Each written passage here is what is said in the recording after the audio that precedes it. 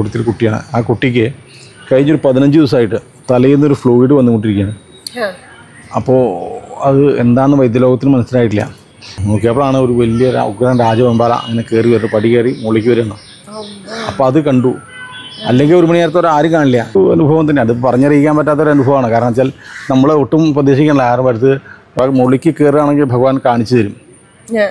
അതിന് മുകളിലേക്ക് ഭഗവാൻ ഉണ്ടെങ്കിൽ ഒരു ദിവസം ഉച്ച സമയം ഈ കാട്ടുപന്നി വരുമ്പോൾ അത് നേരെ വന്ന് ആക്രമിക്കുക, തേറ്റ കയറ്റി. അപ്പോൾ അത് വാവാ സുരേഷ് വന്നിട്ട്, വാവാ സുരേഷ് ഇങ്ങനെ ഒരു പാമ്പിനെ പിടിച്ചിട്ട് ഓടുണ്ട്. ആ സമയത്ത് ഇറങ്ങിയത് അത് വലിയൊരു പാമ്പിനെ. പലരും പൊട്ടിക്കരിഞ്ഞ് ആകെ ലഹളയിട്ടുണ്ടാവും. എല്ലാവരും കണ്ണ് അറിയും, ഇല്ലാന്നില്ല. ചിലവരൊക്കെ തൊട്ട് മുട്ടും താങ്ങാൻ പറ്റാണ്ടേ. അതേപോലെ മാത്രമല്ല പുറത്തേക്ക് ഇറങ്ങിയ ഭക്തജനങ്ങളും ഒക്കെ എല്ലാവരും. അപ്പോൾ ഞാൻ കുളി ദേവാരം കഴിഞ്ഞ് ഇല്ലത്ത് അവിടെ എത്തി വിളിക്കും. ഫോൺ ഇപ്പോൾ ഇങ്ങനെ അടിക്കാനായിട്ടാണ് വന്നിട്ടത്. അപ്പോഴേക്കും ഒരു 3-4 പ്രാവശ്യം ഇദ്ദേഹം വിളിച്ചിട്ടുണ്ടായിരുന്നു. അദ്ദേഹം വിളിക്കുകയാണ് എന്നത്. അപ്പോൾ ആ പാടി ഉറക്കുമ്പോൾ അപ്പോൾ എത്ര വളരെ ഫ്രഷായിട്ട് നല്ല സമയമായിരിക്കാം. പക്ഷേ ഏകദേശം ഒരു പകുതി എത്തുമ്പോഴേക്കും നമ്മൾ ഉറങ്ങിയിട്ടുണ്ടാവും, അല്ലെങ്കിൽ നമ്മൾ സ്വയം ഇറങ്ങിപ്പോവും. എല്ലാവർക്കും നമസ്കാരം. ഞാൻ രേവതി. ഇന്നത്തെ ഒരു പുതിയ വീഡിയോയിലേക്ക് എല്ലാവർക്കും സ്വാഗതം.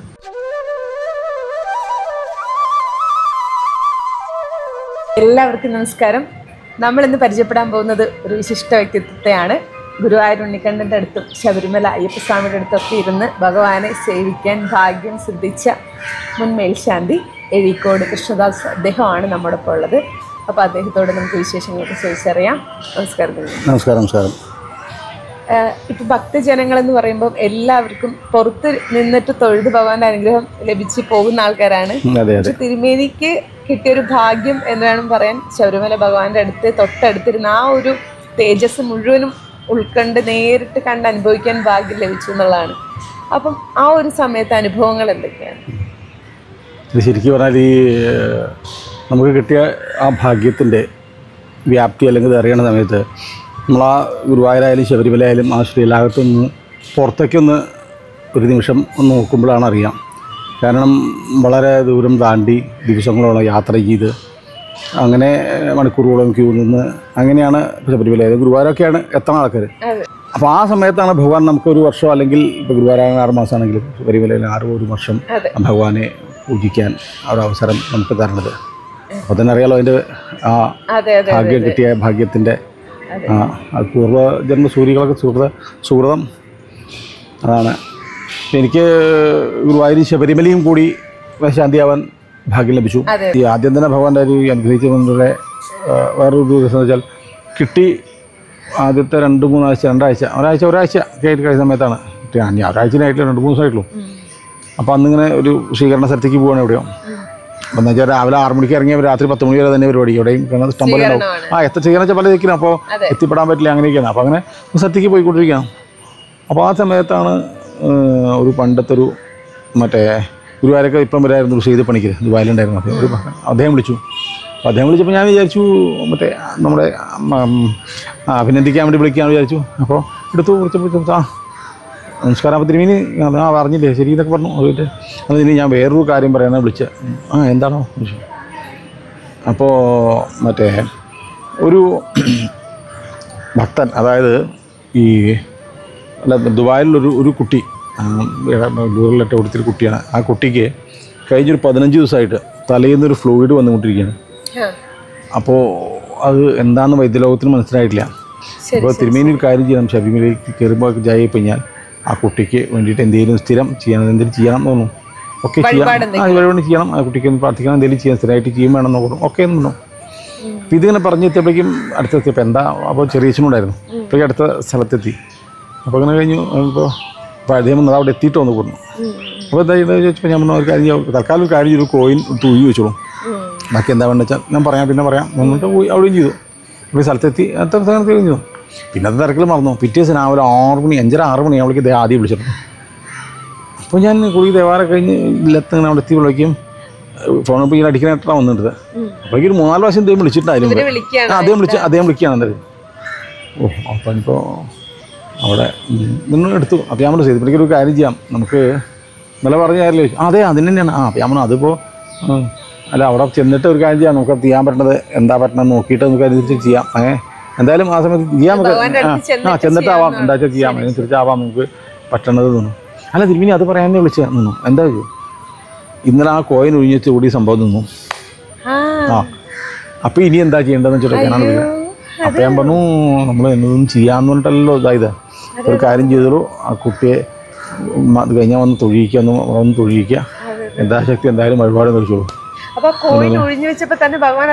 എടുത്തു അത് മാറി നിർത്തും. അതാണ് നമുക്ക് അങ്ങനെ ഒരുപാട് നമ്മളറിയാം. നമ്മൾ അവിടെ ഇരിക്കുമ്പോൾ ഗുരുവായൂരിലേക്ക് നമ്മൾ പറയുന്ന ഓരോ വാക്കുകൾ ആ സമയത്ത് അത് ഭഗവാൻ ഏറ്റെടുത്ത് ഭഗവാൻ അത് ഇവിടെ അവിടെ അതിൽ കുട്ടികളില്ലാത്തവർക്കുള്ള വഴിപാടുകളുണ്ട്. അവിടെ ഒരു മണി കെട്ടി മറ്റേ മണി പൂജിച്ചു കൊണ്ടുപോകുക, അങ്ങനെ 6 മണി പൂജിച്ചു കൊണ്ടുപോകുക, വീട്ടിൽ കൊണ്ടുപോയി എന്നിട്ട് 2 മണി കൂടി അവിടെ നിന്ന് കെട്ടുക എന്നൊക്കെ ഒരു സമ്പ്രദായം. ചെറിയ മണിയാ അവിടെ പൂജിച്ച് കിട്ടും. അപ്പോൾ അതൊരു മണി പൂജിച്ചു കൊണ്ടുപോകുക, വീട്ടിൽ കൊണ്ടുപോയി അത് കഴിഞ്ഞ് റെഡിയായ കുട്ടിയായാൽ 2 മണിയൊക്കെ കൊടുന്ന് കെട്ടുക എന്നൊക്കെ കിട്ടുന്നുണ്ട്. അങ്ങനെ സമ്പ്രദായം. അപ്പം അങ്ങനെ പലരും പറഞ്ഞിട്ട് അങ്ങനെ പല പരിപാടികളും പറഞ്ഞിട്ടുണ്ടാവും, പലരും പറഞ്ഞില്ല. പക്ഷേ അപ്പം നമുക്കറിയില്ല. അത് കഴിഞ്ഞിട്ട് തന്നെ ഒരു 10-25 പേര് വിളിച്ച് പറഞ്ഞിട്ടുണ്ടാവും. ഇവിടെ തന്നെ ഒരു 4-5 ആൾക്കാർ അങ്ങനെ ഉണ്ടായിട്ടുണ്ട്. എനിക്ക് ഓർമ്മയില്ല എന്ന് പറഞ്ഞത് അവിടെ പറഞ്ഞു ചെല്ലുക. അന്നിങ്ങനെ പറഞ്ഞ പോലെയാണ്. അപ്പോൾ ആയിട്ടോ. അപ്പോൾ ഞാൻ അടുത്തൊരു കുട്ടിയുടെ അടുത്ത് ഞാൻ അവരോടും ഇങ്ങനെ പറഞ്ഞു, അവർക്ക് ആയിട്ടോ എന്ന് പറഞ്ഞിട്ട് വന്നിട്ട് ശരി. അപ്പോൾ അങ്ങനെ നമ്മളൊരു പറയണത് അങ്ങനെ പറയാൻ കാര്യങ്ങളുണ്ടോ? അതൊരിക്കലും തന്നെ അല്ല നമ്മളെന്താ പറയണത്, അത്ര തന്നെയുള്ളൂ. അങ്ങനെയാണ് എവിടെയൊക്കെ തന്നെയാണ് ഒരു നമുക്ക് ശരിക്കും പറഞ്ഞ ഒരു പ്ലാനിങ് ഒന്നും ചെയ്യാൻ പറ്റില്ല ശരിക്കും അല്ലേ? ഭഗവാന്റെ ഒരു ഇത് തന്നെയാണ്. അതങ്ങനെയാണ് അവിടെയും ഇവിടെയും. അതെ ഭഗവാൻ അതിനെ പറയുന്നത് മാത്രം ആ സമയത്തുള്ള കാരണം മണ്ഡലകാലം കഴിഞ്ഞ് കഴിഞ്ഞാൽ പിന്നെ തിരക്ക് കുറഞ്ഞു. അത് കഴിഞ്ഞ് കഴിഞ്ഞാൽ പിന്നെ മാസത്തിൽ 5 ദിവസമേ ഉള്ളൂ. പിന്നെ ഈ സമയങ്ങളിൽ നമുക്ക് നട അടച്ചു കഴിഞ്ഞാൽ ബാക്കി 5 ദിവസങ്ങളിൽ അത് പ്രത്യേകിച്ച് ആദ്യത്തെ ആ ഒരു കാലഘട്ടങ്ങളിൽ ഈ സ്റ്റാഫും എല്ലാവരും അതുവരെയുള്ള തിരക്കൊക്കെ കഴിഞ്ഞ് എല്ലാവരും പോകും. കാരണം 2-2.5 മാസത്തെ അവിടെ നിൽക്കണതല്ലേ, അത് കഴിഞ്ഞ് എല്ലാവരും പോകും.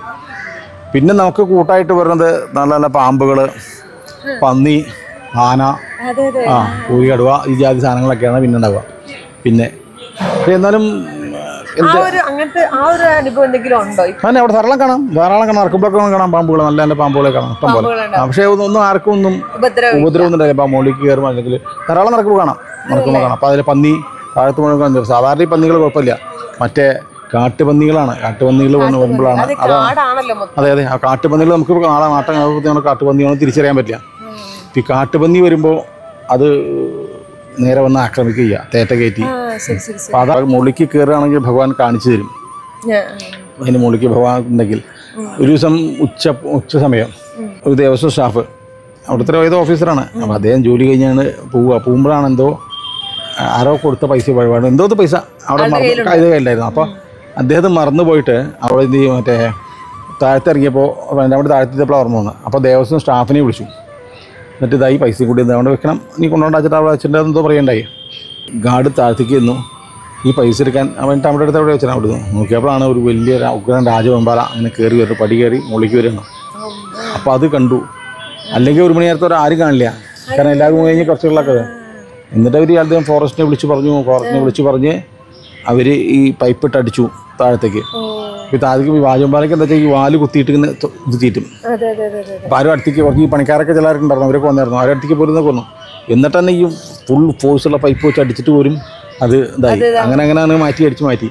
പിന്നെ അത് കഴിഞ്ഞ് നട തുറന്ന സമയത്ത് ഒരു പ്രാവശ്യം അത് വരുണ്ടാക്കാൻ അതിനെ കണ്ടു എന്ന് പറഞ്ഞു. കാരണം വാവാ സുരേഷ് വന്നിട്ട് വാവാ സുരേഷ് ഇങ്ങനെ ഒരു പാമ്പിനെ പിടിച്ചിട്ട് ഫോട്ടുണ്ട്. ആ സമയത്ത് ഇറങ്ങിയത് അത് വലിയൊരു പാമ്പിനെ പിടിച്ചിട്ട്. ശബരിമലയിൽ നമ്മള് ഫസ്റ്റ് ദിവസം കയറുകയാണ്. അത്രയും ദിവസം ഭഗവാനെ പുറത്തു നിന്ന് തൊഴുത ഒരാള് ആദ്യത്തെ ദിവസം കയറാനുള്ള ആ ഒരു അവസരം, അപ്പൊ ആ ഒരു നിമിഷത്തെ അതൊന്നും ശരിക്കും പുറത്ത് പറഞ്ഞറിയിക്കാൻ പറ്റാത്തൊരു തരം ഫീലിങ്സ് ആണ് നമ്മുടെയൊക്കെ. കാരണം വെച്ചാൽ പറഞ്ഞാൽ മതിയാവില്ല അങ്ങനത്തെ അവസരങ്ങൾ. കാരണം അത്രയധികം നിൽക്കുമ്പോൾ നമുക്ക് അങ്ങനെ ഒരു അവസരം കിട്ടുക എന്നുള്ളത് അതൊരു ഒരു വാക്കുകളിലൂടെ മാത്രം പ്രകടമാവില്ല സത്യത്തിൽ.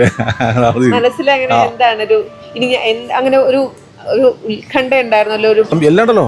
കാരണം ഇത്രയും വലിയൊരു മഹാക്ഷേത്രത്തിൽ എത്ര ജനങ്ങൾ വരണത് ഈശ്വര ഭഗവാൻ. അത് നമ്മൾ ഓരോ ദിവസവും കാരണം നമുക്കത് ഭംഗിയാക്കി തരാൻ ഭഗവാൻ കഴിയണേ എന്നുള്ള ഒരു പ്രധാന പ്രാർത്ഥന. അത് ആ സമയങ്ങളിലും വളരെ ഭക്തിയായിട്ടും എല്ലാം കൂടി കഴിയണ്ടേ. അതാണ് വലിയൊരു ചുമതലയാണല്ലോ ശരിക്കും. കാരണം കോടിക്കണക്കിന് ജനങ്ങൾ വരുന്ന ഒരു സ്ഥലത്ത് നമ്മൾ ചെയ്യുമ്പോൾ ഓരോ കാര്യങ്ങളിലും അതിന് നമ്മുടെ ഇത് വേണം,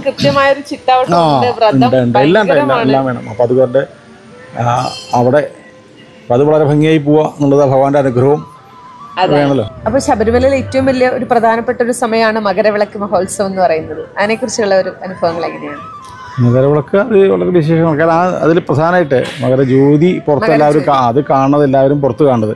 പക്ഷേ അതിനതല്ല, ആ സംക്രമ സമയത്ത് കൊട്ടാരത്തിൽ നിന്ന് കൊണ്ടുവരുന്ന നെയ്യുണ്ട്. ആ സംക്രമ സമയത്ത് അത് ഭഗവാൻ അഭിഷേകം ചെയ്യും സ്പെഷ്യലായിട്ട്. അത് കൊട്ടാരത്തിനാണ്. അതെ, അത് കൊട്ടാരത്തിൽ നിന്ന് കൊണ്ടുവന്നിട്ട് ആ സമയത്താണ് അത് ഒട്ടിച്ച് ഭഗവാൻ അത് അഭിഷേകം ചെയ്യും. അപ്പോൾ അത് വളരെ, അതാണ് അതിൻ്റെ ഒരു പ്രാധാന്യം ഒന്ന്. പിന്നെ രണ്ടാമത് മകര വിളക്ക് പോലെ മകര നക്ഷത്രം തെളിയും. മകര വിളക്ക് കാണുന്നതല്ലാണ്ട് മകര നക്ഷത്രം ഉണ്ടാകുന്ന മകര നക്ഷത്രം അന്ന് തെളിയും. ഇത് കഴിഞ്ഞ് കഴിഞ്ഞാൽ ഈ തങ്കയങ്കിയൊക്കെ കൊണ്ടുവന്ന് ചാർത്തി ദീപാരാധന കഴിഞ്ഞാൽ ഞങ്ങൾ പുറത്തിറങ്ങി കാണാറുണ്ട്. പുറത്തിറങ്ങി കാണാൻ നമുക്ക് കാണാറുണ്ട്. പൂജകളൊക്കെ എങ്ങനെയാണ്? ഇപ്പൊ രാവിലെ എത്ര മണി തൊട്ടാണ് സ്റ്റാർട്ട് ചെയ്യുന്നതൊക്കെ? ആ സമയത്തൊക്കെ മണ്ഡലകാലാകുമ്പോൾ ശരിക്കും പറഞ്ഞാൽ നമ്മൾ വലിയൊരു തിരക്കിലേക്ക് അങ്ങോട്ട് ചെന്ന് വിടുകയാണ്.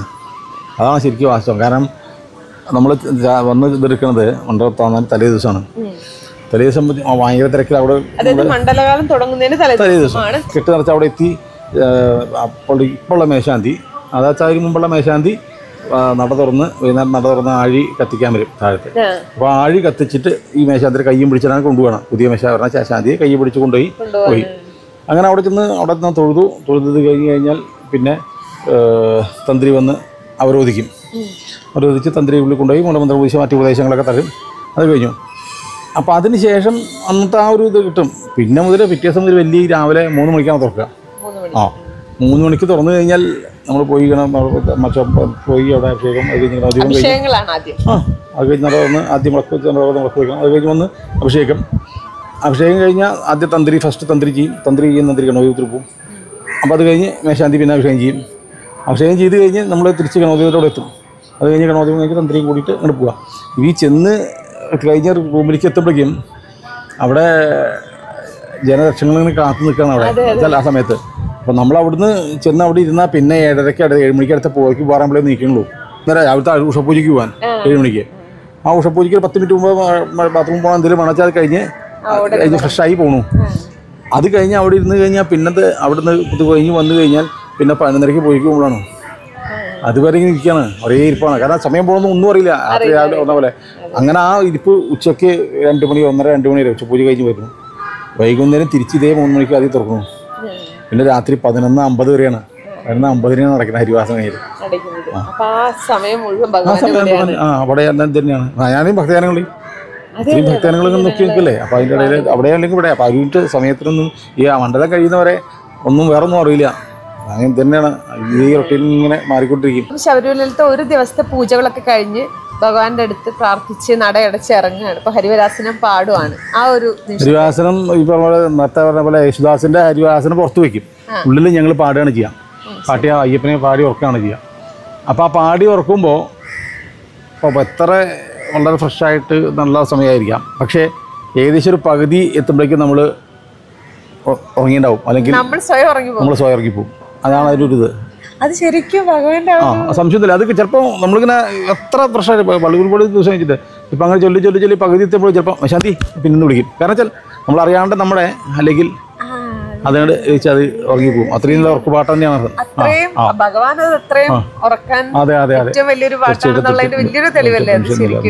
ശബരിമലയിൽ അയ്യപ്പസ്വാമിയും തിരുമേനിയും മാത്രമായിരിക്കുന്ന ഒരു സമയങ്ങളുണ്ടാവുമല്ലോ, പൂജകളും മന്ത്രം ജപിക്കലൊക്കെ. ആ സമയത്തുള്ള ഒരു അനുഭവം എങ്ങനെയാണ്? വേറെ ആരും തിരക്കൊന്നുമില്ലാണ്ട് ഭഗവാനോട് മാത്രമായിട്ടുള്ള ആ സമയം, അതാണ് നമുക്ക് ഏറ്റവും വളരെ ഇത് തരിക നമുക്ക്. കാരണം തരിക മറ്റേതാകെ തിരക്കുകളൊക്കെ ആവും. അപ്പോഴാണ് കൂടുതൽ ഭഗവാനായിട്ട് നമുക്ക് അടുക്കാനും പറ്റുക. അടുക്കാനും ഭഗവാനായിട്ട് സംവേദിക്കാനോ അല്ലെങ്കിൽ നമുക്ക് കൂടുതലായിട്ട് പറ്റാമെന്ന ആ സമയങ്ങളിലാണ് ഏറ്റവും കൂടുതൽ നമുക്ക് പറ്റുക. മറ്റു തിരക്കുകളും ബഹളങ്ങളും നമ്മുടെ ഇതാവല്ലേ. മറ്റതങ്ങനെയില്ല. തീർച്ചയായിട്ടും ആ സമയത്ത് ഒരു ഭഗവാൻ ഒരു സാന്നിധ്യം ഫീൽ ചെയ്തിട്ടുണ്ട്. പിന്നെ തീർച്ചയായിട്ടും അത് പല സ്ഥലങ്ങളിൽ സമയങ്ങളിൽ പറ്റും, നമുക്കറിയാൻ പറ്റും. 1 വർഷം ഭഗവാന്റെ കൂടെയാണ് ഫുള്ളായിട്ടുള്ളത്. രാവിലെ പുലരുന്ന മുതൽ ഉറങ്ങുന്നതും വളരെ കുറച്ച് സമയമാണ്. അതെ. അപ്പം എല്ലാം കഴിഞ്ഞ് നമ്മൾ ലാസ്റ്റ് ദിവസം ഇറങ്ങുവാണ്. അവിടെ നിന്ന് ഇറങ്ങുവാണ് ഭഗവാന്റെ അടുത്ത്. ആ ഒരു നിമിഷത്തെ എന്താണ് ഒരു അനുഭവം? ആ നിമിഷം എന്ന് പറഞ്ഞാൽ നമുക്ക് സഹിക്കാൻ പറ്റാത്ത ആകെ ഇതായിരിക്കും. കാരണം എന്താ വെച്ചാൽ ഒന്നാമത് 1 വർഷമായിട്ട് അവിടെ ഇനി നമുക്ക് അതിൻ്റെ ഉള്ളിൽ ഈ മേശാന്തി കഴിഞ്ഞ് കഴിഞ്ഞാൽ ഇനി കയറാൻ പറ്റില്ല. അപ്പം ഒരു സഹായിയായിട്ട് അവിടെ നിന്നാണെന്ന് വെച്ചാൽ അവർ പിന്നെ അടുത്ത മേശാന്തി കൂടെ കയറാം. നമുക്കിനി അടുത്തൊരു ലൈഫിൽ അതിന് ഇതാവില്ല. 1 വർഷമായിട്ട് ഇങ്ങനെ മുടിപ്പിച്ച് അല്ലെങ്കിൽ ഭഗവാനായിട്ട് അപ്പോഴേക്കും നമ്മൾ ഭഗവാനൊക്കെ ആയിട്ട് വളരെ അടുത്തുണ്ടാവും, ഭയങ്കരമായിട്ട് താതാത്മ്യം പതിപ്പിച്ചിട്ടാവും. അപ്പോൾ അവിടുന്ന് നാളെ മുതൽ ഇതില്ല. അപ്പോൾ അതിൻ്റെ അത് നമുക്കൊരു സഹിക്കാൻ പറ്റാത്ത അല്ലെങ്കിൽ താങ്ങാൻ പറ്റാത്താവും. പലരും പൊട്ടിക്കഴിഞ്ഞ് ആകെ ലഹളയായിട്ടുണ്ടാവും. എല്ലാവരും കണ്ണ് അറിയും ഇല്ലാന്നില്ല, ചിലവരൊക്കെ വിട്ട് മുട്ടും താങ്ങാൻ പറ്റാണ്ടേ. അതേപോലെ മാത്രമല്ല പുറത്തേക്ക് ഇറങ്ങിയ ഭക്തജനങ്ങളും ഒക്കെ എല്ലാവരും അതിനൊരു ഭയങ്കര അങ്ങനത്തെ ഒരു സംശയമൊന്നുമില്ല.